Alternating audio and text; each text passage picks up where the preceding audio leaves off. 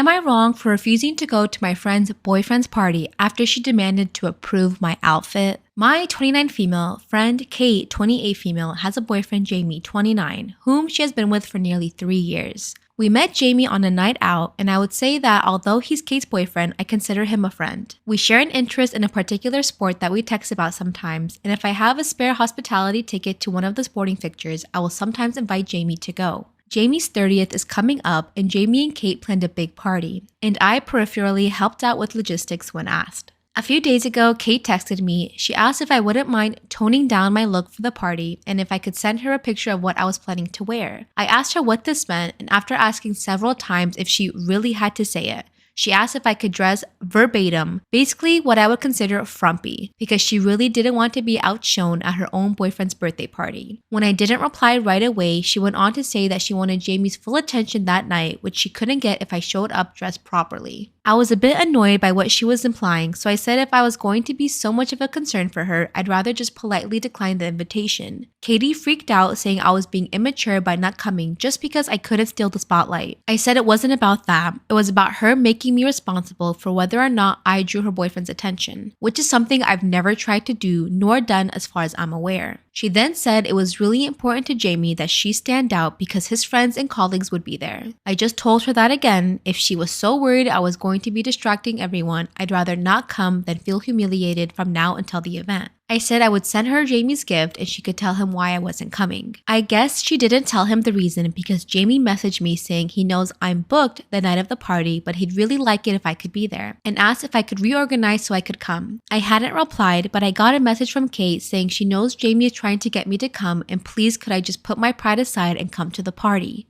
I asked if she was going to ditch the outfit policing, but she said no, so I said I would not be coming. She didn't reply, but I've since received a couple of texts from mutual friends saying that while her request is ridiculous, Kate is aware of that. She's just desperate to be seen a certain way, and even if it's pathetic, I would probably feel the same way in her shoes. Other friends I've told who do not know Kate say I should not bow to the pressure and that she's nuts for even asking, and I don't disagree, but I also feel bad for skipping the party when it's Jamie's birthday and he asked specifically that I come. So, should I be going? As surprised as I was that so many people said to tell Jamie, I did realize it was the right thing to do. So I texted him and told him that Kate was insisting I dressed a certain way. Jamie called and explained. A couple of months ago, Jamie and Kate were out with a few of his friends. These friends that I mentioned in my comments are not fond of Kate, and everyone had a lot to drink. They were talking about how they met their significant others, and the story of Jamie and Kate meeting came up. Apparently, during the telling of the story, Kate asked Jamie why he had decided to hit on her rather than me, and one of his friends joked that it was because he knew he didn't have a shot with the hot one, me. Kate asked if this was true, and Jamie, having way too much to drink, explained in a way that made it sound kind of true. He said he did notice me that night and thought I was attractive just seeing me. He said he would never have approached me because he knew he would never have a chance with someone like me. So in that way, his friend was right. He said that speaking to Kate was the absolute best outcome because he loves her and plans on spending the rest of his life with her. But even knowing this, Kate has taken this extremely hard. And even though she says she's over it, he's noticed changes in her behavior that seem to be related to that. He also admitted that he'd been planning to propose to Kate at the party, and that is why he'd wanted me to be there. But after hearing this, on top of the way she has been handling the situation previously, he won't be doing that anymore. After speaking to Jamie, I called Kate. She admitted that she had tied a lot to her self-worth in the fact that she'd finally been picked over me, and now it felt like it wasn't true. She apologized for trying to solve her insecurities through me, but also said she wasn't sure she would be able to have me in her life as much as I had been with the way she's been feeling. As hurt as I was, I said I understood. She said she still wanted me to come to the party since I'd helped organize it, and she obviously dropped the absurd dress code, so I will be going to the party. I trust that Katie will communicate her boundaries to Jamie, but I don't plan on inviting him to any more events for the foreseeable future. I'm really sad that I've probably lost a longtime friend over the drunken awkwardness of other people, but I also get that Kate can't help how she feels, and frankly it's for the best not to be in a secret competition. So yeah, I'm hurt, but I'm going to the party. Not a satisfying update, but an honest one. Going through these comments has actually brought up a couple of memories that have, in hindsight, made me a bit uncomfortable, and I actually don't think I will end up going to this party. As much as the mutual friends will have questions, and I don't know how much of the truth I will end up telling, I feel too weird right now to continue to be involved in this situation. My girlfriend is TikTok famous and I hate it.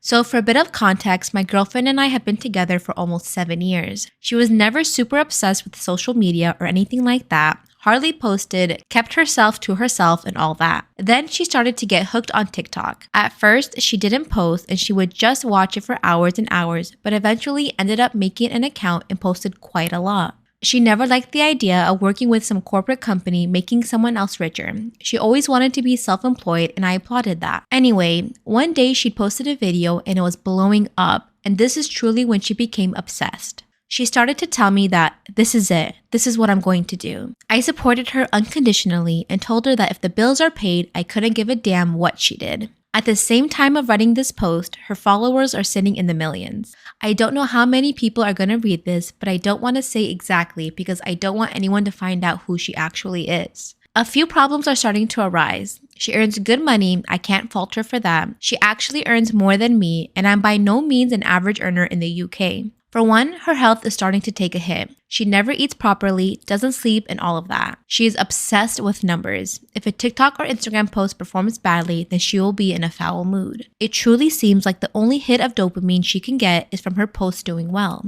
She's slowly turning into someone I do not know anymore, and it's killing me. I'm lucky if I get a half an hour a day where we have a normal conversation that doesn't regard her career. When we have arguments, she also starts to call me working class scum, saying that I work for literal pennies. I just wish that she would be humble and more down to earth. This girl is not the person I fell in love with. My 19-year-old sister is getting married to her high school teacher. My younger sister is getting married to her 36-year-old high school teacher in a few days, and everyone seems okay with it. She graduated a year ago and they told us they were dating almost immediately after graduation. I was shocked and angry, but everyone around me was happy and supportive of them.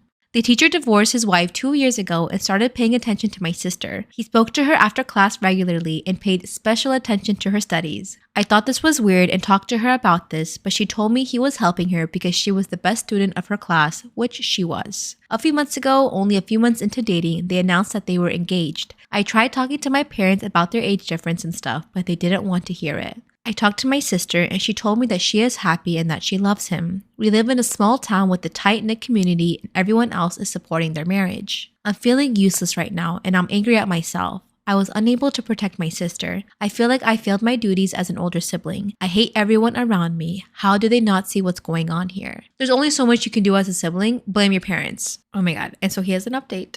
The marriage happened. I contemplated not going to the ceremony, but I didn't want to hurt my little sister, so I went reluctantly. My blood was boiling throughout the whole thing. Everyone who came to the ceremony congratulated them. I couldn't even look the teacher in the face because I was so angry at him. I hated the whole thing. I'm leaving this town tomorrow. I had some interviews lined up and got selected in one. It's in a city and I'm moving tomorrow. I can't stand these people. My parents think that getting married to a good guy with a stable job is the best thing that could have happened to my sister, and my relatives agreed. He groomed her. Why doesn't anyone else see that? I wanted to scream at everyone. When I told my sister I was leaving, she cried. I reassured her and told her that I wasn't angry at her. I made it clear to her that she could contact me anytime under any circumstances and that I'd be there for her. I bought her a phone and told her that I'd talk to her regularly. I tried to not antagonize anyone because I want them to reach out to me if anything happens. It was very hard to do. I came very close to fighting several people. My sister was a star student. I always thought that she would go to a big college and become someone significant, but now she's going to be a housewife. That thought is destroying me. I wasn't harsh on her because I'm hoping that she wakes up soon and I want to be there for her when that happens. I want to support her and to see her full potential, and I'm wishing it happens soon. So he has a few edits that he has. I've told her not to have children until she's sure.